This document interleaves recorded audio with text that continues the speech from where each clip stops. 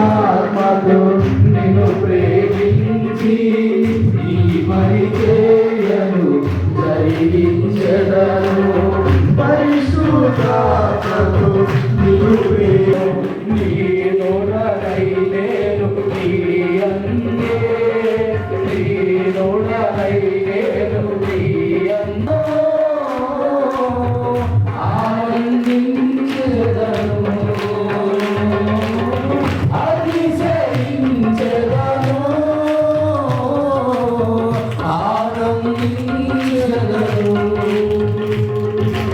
సైన్యములకు అధిపతి